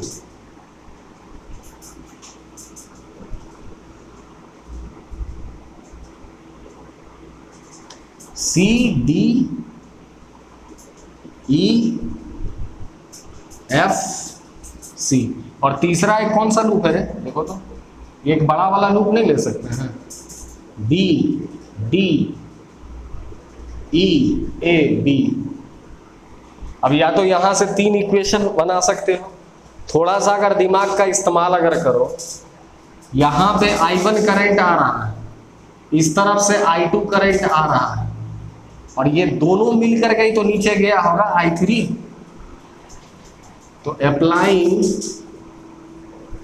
जितना आसान से आसान इक्वेशन बने, लूप में इक्वेशन थोड़ा सा कॉम्प्लेक्स बनेगा, कैलकुलेशन ज्यादा करना होगा। Applying Kirchhoff's current law at C, इस जंक्शन पे किरचॉफ्स का करंट लॉ लगाओ, क्या हो जाएगा तुम्हारा, I1 plus I2 is equal to I3। इसको इक्वेशन नंबर 1 डाल दो। नाउ अप्लाइंग केवीएल, कोई भी एक लूप ले लो अब यहां से, एक इक्वेशन तो मिल गया, A B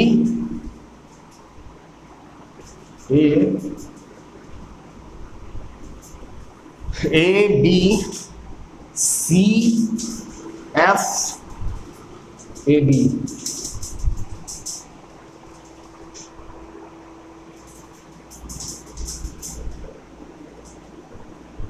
A B C F A B लगा, निगेटिव से पॉजिटिव 12 वोल्ट, लूप ऐसे चल रहा है और करंट भी दोनों सेम डायरेक्शन में जा रहा है, तो माइनस क्या हो जाएगा जी, I into R, 5I1, current ऐसे आ रहा है, लूप भी ऐसे चल रहा है, ठीक है, करंट नीचे की तरफ आ रहा है, लूप भी नीचे की तरफ आ रहा है, माइनस 2 इंटू I3, पूरा कंप्लीट हो गया loop, that is equal to 0। Second equation बन गया। बच्चे आप अच्छे से समझना है इसको, क्योंकि अगर आप इंजीनियरिंग करने के लिए जाओगे तो आपको वहां पे काफी सारे पेपर्स मिलेंगे डिपेंडिंग ऑन योर ट्रेड, और सारे इंजीनियरिंग के स्ट्रीम वाले को ना एक पेपर तो कॉमन मिलता ही है, इलेक्ट्रिकल टेक्नोलॉजी। जो उन्होंने ईसी लिया, electronics and communication engineering, electrical and electronics engineering, उनको तो पूरे सेमेस्टर क्या, हर एक सेमेस्टर में कोई ना कोई एक पेपर मिल ही जाएगा, चौथे तीसरे सेमेस्टर तक तो कोई ना कोई एक पेपर मिलता ही रहेगा जिसमें ये एप्लीकेबल होगा, इसीलिए अच्छे से समझना। वहां पे nodal analysis, loop analysis, network theorem काफी सारे मिलेंगे। 4 नेटवर्क थ्योरम होते हैं, Thevenin theorem, Norton theorem, superposition theorem और मैक्सिमम पावर ट्रांसफर थ्योरम, तो काफी सारे थ्योरम्स भी मिलने वाले हैं। वो सब थ्योरम का बेसिक काम यही होता है, जिस तरह से केवीएल और केसीएल को अप्लाई करके आप बड़े से बड़े कॉम्प्लेक्स सर्किट को सॉल्व करके, और सर्किट को सॉल्व करने का मतलब क्या होता है कि आपको क्वेश्चन में पूछ रहा है कि वहां पे किसी पर्टिकुलर ब्रांच में करंट निकालना है, वोल्टेज निकालना है, रेसिस्टेंस फाइंड करना है, तो यही होता है सर्किट को सॉल्व करने का मतलब। आप applying KVL, applying Kirchhoff's voltage law in कौन सा लूप, CDEFC, CDEFC, ठीक है। लूप ऐसे आ रहा है, करंट ऊपर जा रहा है, कौन सा साइन ले लेंगे, प्लस साइन, 3I2। लूप ऐसे आ रहा, पॉजिटिव से निगेटिव, -6 वोल्ट। लूप ऐसे जा रहा, करंट नीचे आ रहा, opposite sign, +2 into I3, that is equal to 0। 3 equation मिल गए, 3 इक्वेशन है, 3 वेरिएबल है। मैंने इस लूप को सॉल्व नहीं किया, आप इसके अकॉर्डिंग भी कर सकते हैं, करके देख लेना। मैंने सिंपल इक्वेशन बना लिया, क्लियर है, ओके। पॉज करके लिख लो, मैं अगले क्वेश्चन एक मिनट चेक करता हूं ना।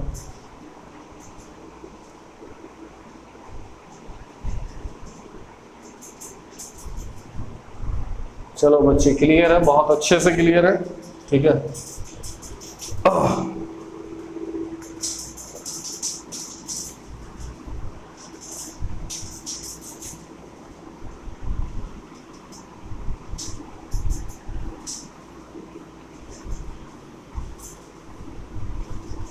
चलो तो नेक्स्ट क्वेश्चन की तरफ चलते हैं।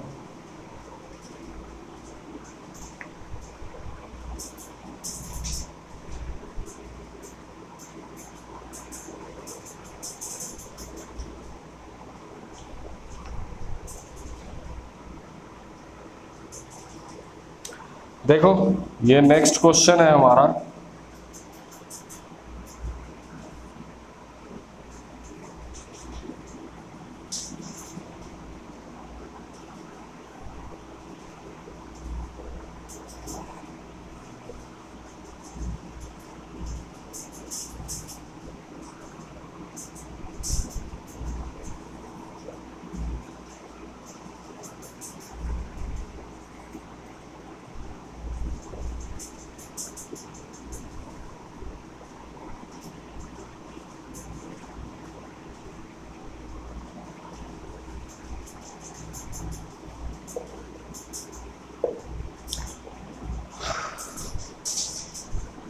इसमें कह रहा है find potential drop across each cell and energy dissipation, मतलब कितना एनर्जी लिबरेट हुआ, एनर्जी डिसिपेशन इन रेसिस्टेंस या बाय रेसिस्टेंस कैपिटल आर। बहुत आसान सा क्वेश्चन है, लेकिन इस क्वेश्चन में जो पैरामीटर यूज हुए हैं ये अभी तक मैंने आपको पढ़ाया नहीं है। ईएमएफ अभी थोड़ा सा ओवरव्यू दे देता हूं। देखो बच्चे, ये ईएमएफ और ये इसका इंटरनल रेसिस्टेंस, दुनिया में हर एक सेल के पास अपना कुछ ना कुछ एक इंटरनल रेसिस्टेंस होता है, ठीक है, जो उससे निकलने वाले करंट को वो अपोज करता है। और ये इंटरनल रेसिस्टेंस का वैल्यू, जैसे आप एक नया सा बैटरी ले लो, बिल्कुल new battery, fresh battery, sealed pack battery है, और उससे कोई भी करंट अभी तक नहीं निकला है, उसे मैंने सर्किट में यूज नहीं किया, तो उसका इंटरनल रेसिस्टेंस होगा तो, लेकिन बहुत ही जीरो के नजदीक होगा, अप्रोक्सीमेटली जीरो, जो फ्रेश सेल है। और जब जितना उसे लंबे टाइम से आप यूज करते जाओगे उसका इंटरनल रेसिस्टेंस बढ़ते जाएगा, यानी उससे करंट निकलने का जो कैपेबिलिटी है वो घटते जाएगा। और करंट के फ्लो के अपोजिशन को ही तो रेसिस्टेंस कहते हैं। उसके अपने अंदर का रेसिस्टेंस इतना इंक्रीज होगा कि वो करंट बाहर नहीं निकालेगा। आई बात समझ में? मतलब नया बैटरी है तो उसका इंटरनल रेसिस्टेंस, अंदरूनी रेसिस्टेंस जो है करंट को अपोज कर, निकालने के समय करंट को जो अपोजिशन वो दे रहा है वो अपोजिशन नेग्लिजिबल होगा। और ईएमएफ और इस दोनों को जब आप मिला दोगे ना,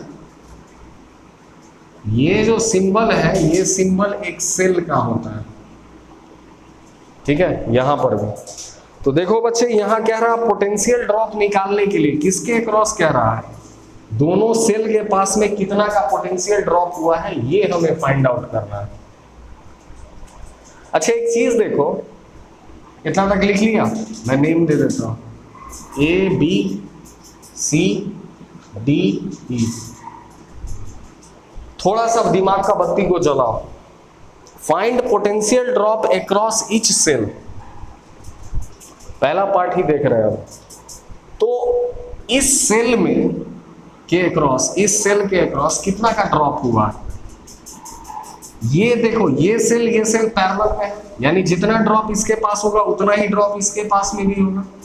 और ये रेसिस्टेंस इन दोनों के पैरेलल में, यानी अगर ऐसा कोई टर्मिनोलॉजी सेल अभी तक मैंने नहीं पढ़ाया, ये ईएमएफ आपके सिलेबस में है, जिसे मैं बहुत ही डीपली पढ़ाऊंगा। पूरा सेल, डैनियल सेल से स्टार्ट करूंगा, जो आपको इलेक्ट्रोकेमिस्ट्री में भी पढ़ना है, आपको केमिस्ट्री में भी मेरा पढ़ाया हुआ काम दे देगा। डैनियल सेल, वोल्टेज सेल वगैरह, उससे रिलेटेड काफी न्यूमेरिकल है इलेक्ट्रोकेमिस्ट्री में, और बहुत अच्छे न्यूमेरिकल्स हैं। हर एक न्यूमेरिकल थोड़ा सा डिफरेंट टाइप का मिलता है इलेक्ट्रोकेमिस्ट्री का। नर्स्ट इक्वेशन वगैरह उसके अंदर में है, ठीक है, ऑक्सीडेशन होता है, रिडक्शन प्रोसेस होता है, एंड एनीथिंग ब्लब ब्लब, बहुत सारे चीजें। तो देखो यहाँ पे, अभी हम यहाँ पे ध्यान दे रहे हैं।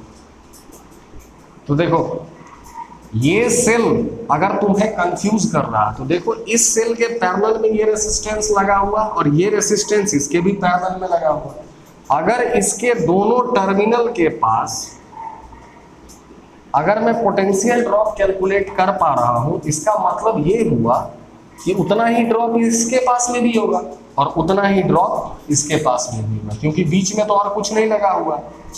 क्लियर है? पहला लेक्चर देखो सीरीज एंड पैरेलल कॉम्बिनेशन का। तो अब चलते हैं हम।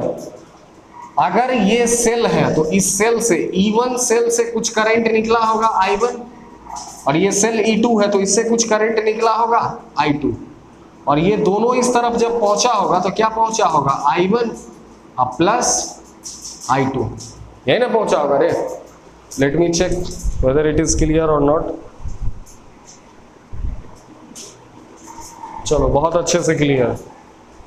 तो मुझे यहाँ पे फिर से क्या क्या सॉल्व करना पड़ेगा। अब जो सॉल्यूशन मैं दे रहा हूँ इस सॉल्यूशन में हमको क्या क्या निकालना होगा।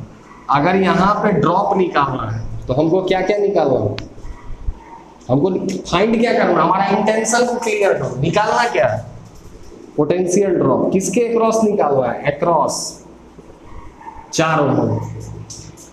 कितना हो जाएगा, पोटेंशियल ड्रॉप का फॉर्मूला क्या होता है, delta V is equal to IR होता है। तो delta V is equal to IR, तो डेल्टा V यहां किसके बराबर हो जाएगा, इसके पास कितना करंट पहुंच रहा है, I1 प्लस I2 इनटू कितना रेसिस्टेंस है, 4 ओम का। यही ना ड्रॉप हो जाएगा इतना वोल्ट, ये हमें फाइंड करना है। नहीं दिख रहा है गधा, पहले नहीं पूछे थे। कोई बात ना भाई, इसे मिटा देता हूँ। पोटेंशियल ड्रॉप हमारा इंटेंशन क्या है उधर देख लेता हूँ। चलो अब यहां से मैं सॉल्यूशन दे रहा हूं। देखो हमें इस दोनों सेल के क्रॉस का पीडी निकालना है, पोटेंशियल ड्रॉप या पोटेंशियल डिफरेंस। हम देख रहे हैं कि इस सेल के पैरेलल में 4 ओम है और यही 4 ओम इस सेल के भी पैरेलल में, यानी जितना 4 ओम के पास में अगर ड्रॉप हम कैलकुलेट कर पाते हैं वही ड्रॉप इसके पास में भी होगा, वही ड्रॉप इसके पास में भी होगा। तो हमारा इंटेंशन क्या है, मकसद क्या है हमारा, कि 4 ओम के पास का पोटेंशियल ड्रॉप निकालना, पीडी अक्रॉस 4 ओम। तो फॉर्मूला क्या होता है पीडी का, delta V is equal to IR। तो कितना करंट इसके पास पहुंच रहा है, I1 प्लस I2, और रेसिस्टेंस कितना का है, इतना वोल्ट। तो इसको सॉल्व करने के लिए हमको I1 और I2 का वैल्यू चाहिए ना रे, यानी हमको निकालना क्या क्या है, I1 कितना होगा और I2 कितना होगा, यही ना बात है। और कुछ है, हो गया, सवाल बन गया। अब कुछ नहीं है सवाल, 2 वेरिएबल है, 2 गो लूप खोजो, दोनों लूप में लगा दो किरचॉफ्स वोल्टेज लॉ, 2 इक्वेशन आएगा, सॉल्व करके I1 और I2 निकाल लो। 2 गो लूप कौन कौन सा लेंगे रे, एक लूप ले लेते हैं F, या यहां से लेते हैं,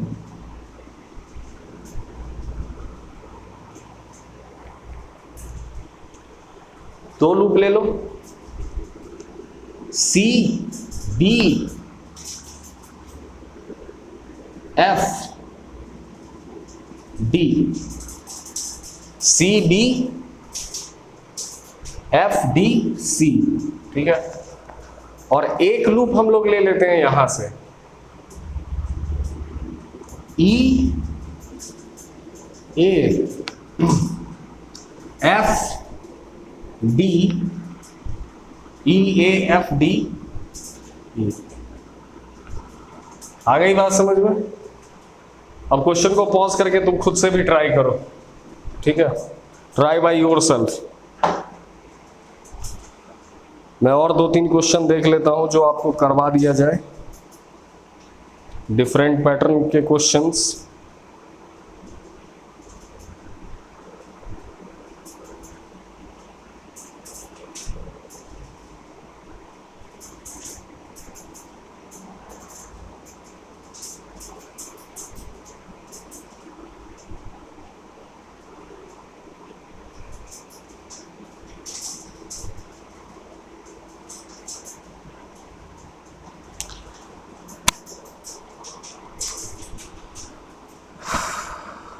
चले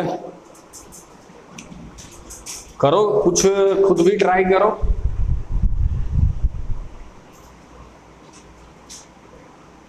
ठीक है, इतना ले लिया। चलो कहां से चलना है, सी से चलना है। लूप का कौन सा डायरेक्शन है, देखो लूप ऐसे चल रहा है और करंट ऐसे निकल रहा है। तो देखो जिस बच्चे को यहाँ पे कंफ्यूजन हो, मतलब करंट ऐसे जा रहा है मेरे, ये करंट ऐसे घूम करके आएगा तो फिर ऐसे ही तो सर्कुलेट करेगा। तो ये करंट ऐसे जा रहा है, रेसिस्टेंस कितना का है, 2 ओम का है, तो करंट और उसका डायरेक्शन सेम है, तो -2 इंटू कितना हो जाएगा I1, निगेटिव से पॉजिटिव कितना हो जाएगा +12, ठीक है होगा। और फिर लूप भी ऐसे, लूप भी ऐसे और करंट भी ऐसे, कौन सा साइन ले लेंगे, माइनस साइन, तो माइनस कितना करंट जा रहा है I1 plus I2 into resistance is equal to 0। Solve कर दो इसको तो क्या आ जाएगा, 12 is equal to 2I1 plus 4I1 plus I2, जो भी आएगा। ये इक्वेशन नंबर 1 आ गया हमारे पास, क्लियर है। आगे फर्दर अगर इसको सॉल्व करोगे तो आ जाएगा तुम्हारे पास में 12 is equal to 6I1 plus 4I2। This is our equation number 1, ठीक है ठीक है। अब जो महानुभाव को अगर प्रॉब्लम हुआ होगा, मैं लूप का नाम चेंज कर देता हूं, कुछ भी ले सकते हो लूप का नाम, मैं समझ रहा हूं तुमको कहां पे दिक्कत आ रहा होगा। मैं लूप का नाम चेंज कर देता हूं,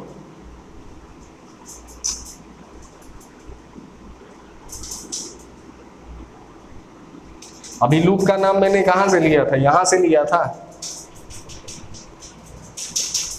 अब मैं लूप का नाम जो है तो यहां से ले लेता हूं। जिसको दिक्कत हो रहा उन महानुभाव सब के लिए मैं कर रहा हूं।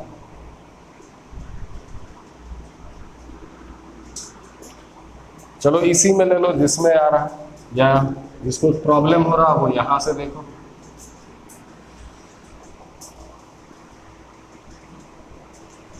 देखो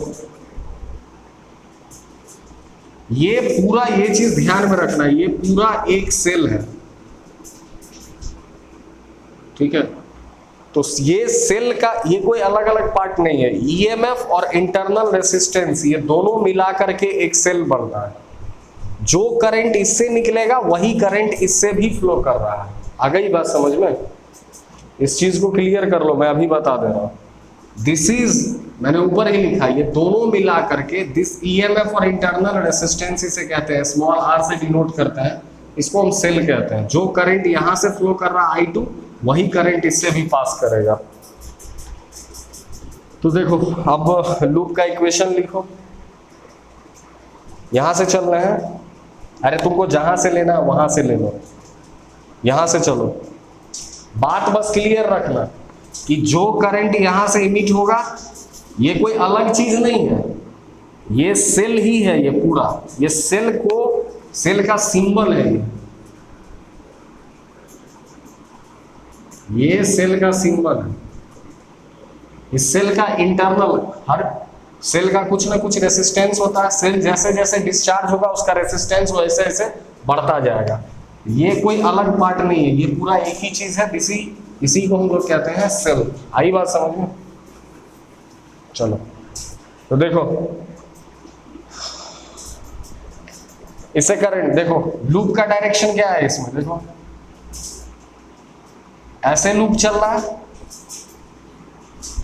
थोड़ा सा स्पेस का लैकिंग हो गया, ऐसे लूप चल रहा है,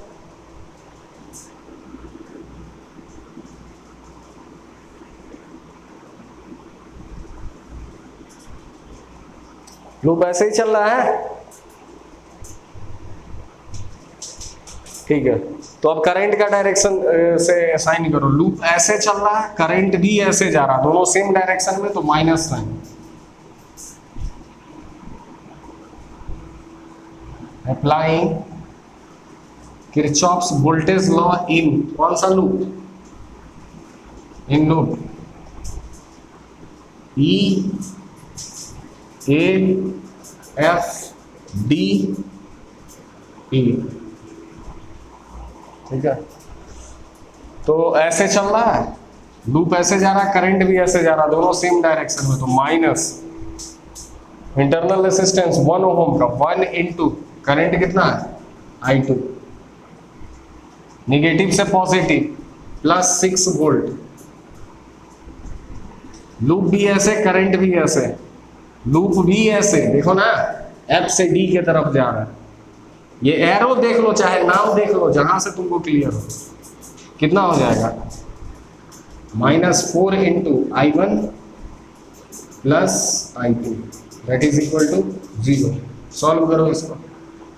6 वोल्ट इज इक्वल टू कितना हो जाएगा? I2 plus 4 into I1 plus I2। इसका नाम दे दिया इक्वेशन नंबर 2। अब तुम्हारे पास में दो इक्वेशन आ गए और दोनों इक्वेशन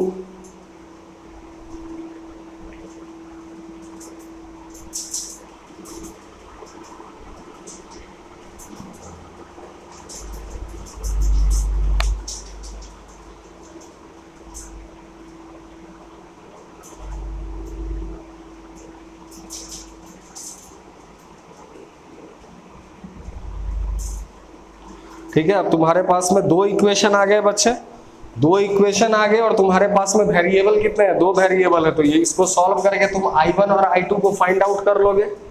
मेरा काम यहीं तक था। अब अगला पार्ट इसमें से क्या पूछ रहा है? Energy dissipation by resistance R। ये कितना एनर्जी यहाँ पे लिबरेट कर रहा है? इसको पॉज करके पहले आप लोग लिख लीजिए।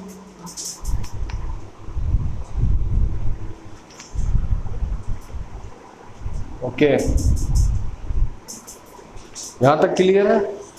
इसको पॉज करके लिख लो। और एनर्जी डिसिपेशन अगर तुमसे पूछे तो भाई एनर्जी का तो फॉर्मूला सिंपल सा होता है। एनर्जी का फॉर्मूला होता है VI अप्लाई करते हैं और VI को सॉल्व करोगे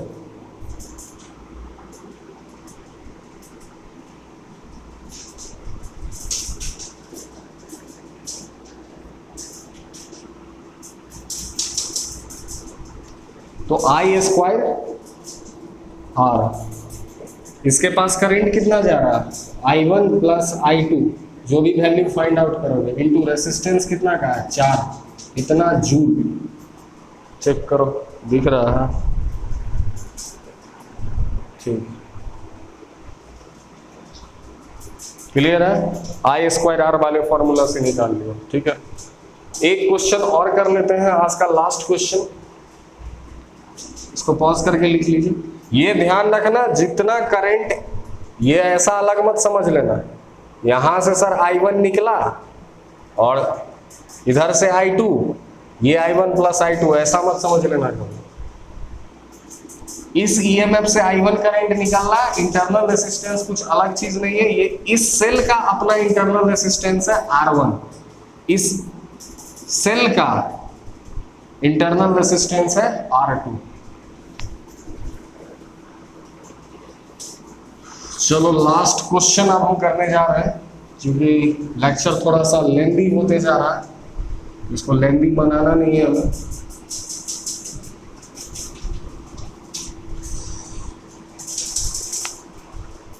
ओके, वन क्वेश्चन मोर। ये थोड़ा सा डिफरेंट क्वेश्चन था।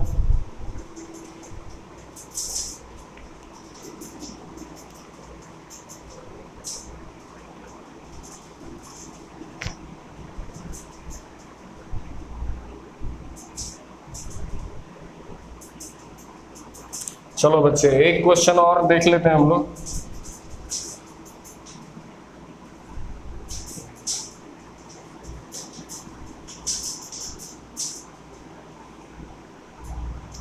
और ये क्वेश्चन तुम खुद करोगे, ये क्वेश्चन मैं नहीं करने वाला, या कर देता हूं, बाद में बोलोगे।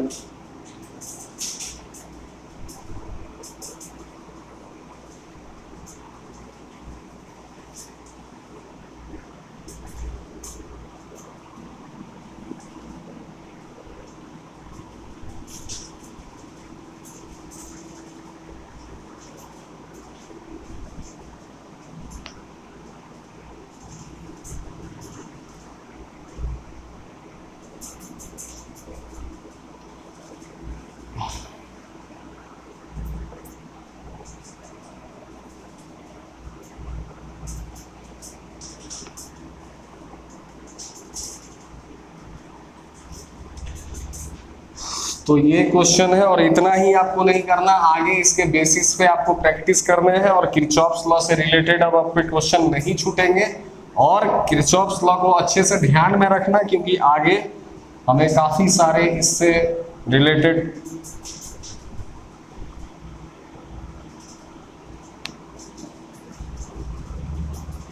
कॉन्सेप्ट्स को पढ़ने हैं, ठीक है।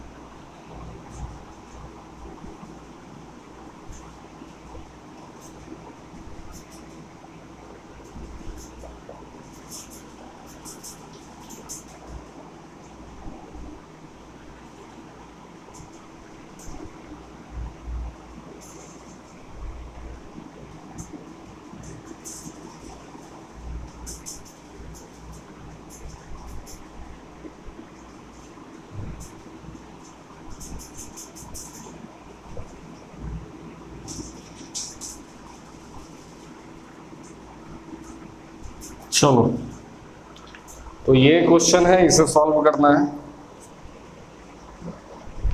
इसमें हमें निकालने के लिए कह रहा है find I1, I2 and I3। ये हमें निकालने के लिए कह रहा है। देखो बच्चे, बस सर्किट कॉम्प्लेक्स दिख रहा है। सर्किट पहले मैं समझा देता हूँ। इस सर्किट में 2 बैटरी लगे हुए हैं, हमारे सारे पैरामीटर्स मैंने लिख दिए। यहां से करंट अगर I1 निकल रहा है, इस पूरे ब्रांच में I1 करंट जा रहा है, यहां I1 आकर के 2 पार्ट में टूटा, ऊपर गया I2, तो नीचे कितना आएगा? I1 यहां तक पहुंचा था, उसमें से I2 करंट ऊपर चला गया, तो नीचे आ जाएगा I1 माइनस I2। ये ऐसा इसीलिए करते हैं, ये नाम हम कुछ और भी दे सकते थे। I1 टूटा, I2 ऊपर गया, I3 नीचे आया। इसका मतलब हुआ I1 is equal to I2 plus I3। I1 2 part में टूट गया, लेकिन ये I3 लिखने से इस क्वेश्चन में, इस क्वेश्चन के सॉल्यूशन में एक वेरिएबल और बढ़ गया, I3 एक और वेरिएबल आ गया। तो हम इसीलिए कम से कम वेरिएबल हो, इसीलिए ये मेथड करते हैं। I2 ऊपर गया तो नीचे कितना आ जाएगा? I1 माइनस I2 जो बच जाएगा, ठीक है। फिर देखो I2 यहां तक गया, अब यहां से पॉजिटिव टर्मिनल से एक करंट निकला I3, और यहां से क्या आ रहा था? I2 आ रहा था। ये दोनों मिल करके क्या आ जाएगा? I2 plus I3। इस ब्रांच में I1 फ्लो कर रहा था, तो इस नोड पे से देखा गया I2 प्लस I3 में से कुछ I1 करंट इस तरफ चला गया, तो रिमेनिंग कितना बचा? I2 प्लस I3 या माइनस I1। ये था करंट डिस्ट्रीब्यूशन। हमें 3 वेरिएबल है तो 3 इक्वेशन बनाना होगा, 3 लूप खोज लो और लगा दो यहाँ पे। तो पहला मैं KVL अप्लाई कर रहा हूँ। अब एक एक इंग्लिश लिखूंगा मैंने। KVL इन कहाँ पे अप्लाई कर रहा हूँ? देखो A B, इस पॉइंट का कुछ नाम दे देते हैं K, A B K A B K A। तो देखो लूप ऐसे है, जैसे लूप जा रहा वैसे ही करंट जा रहा, तो -4 इंटू I2 हो जाएगा। फिर देखो लूप ऐसे आ रहा, करंट भी ऐसे आ रहा। कौन सा करंट है यहाँ पे? देखो -2 into I2 plus I3। Loop ऐसे जा रहा, करंट भी ऐसे जा रहा, तो -I1 निगेटिव से positive plus 10 is equal to 0। पहला इक्वेशन बन गया। सेकेंड में देखो, अब हम KVL अप्लाई करने के लिए जा रहे हैं इन, ये वाला लूप ले लो, KADK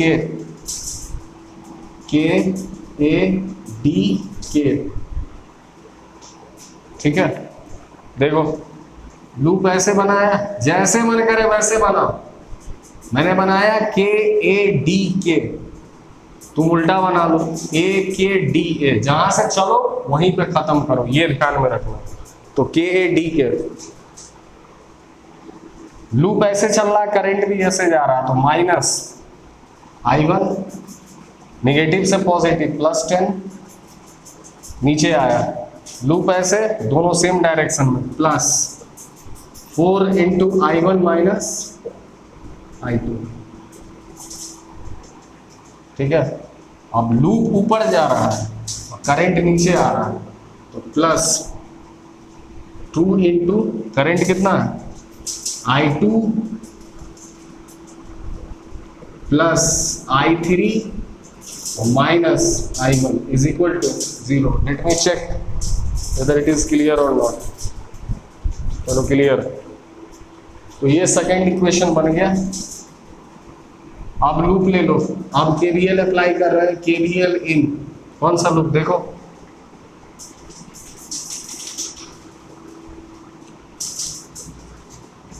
EB KDN E, जहां से चलना है वहीं खत्म कर दो, निगेटिव से पॉजिटिव 5 वोल्ट, कुछ नहीं है यहाँ, कुछ नहीं है ना रे, हम ऐसे आ रहे हैं, करंट और दोनों, करंट और लूप का डायरेक्शन दोनों सेम है, minus sign, -2 into I2 plus I3।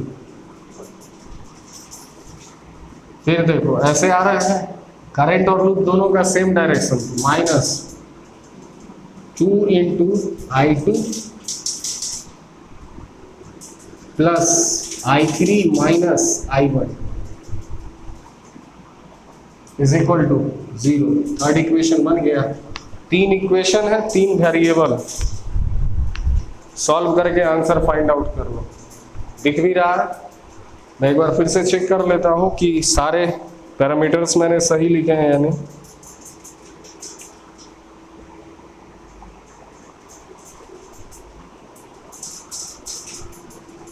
ठीक है, तो बच्चे आज हमने सीखा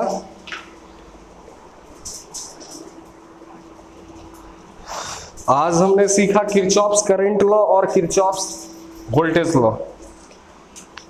ठीक है,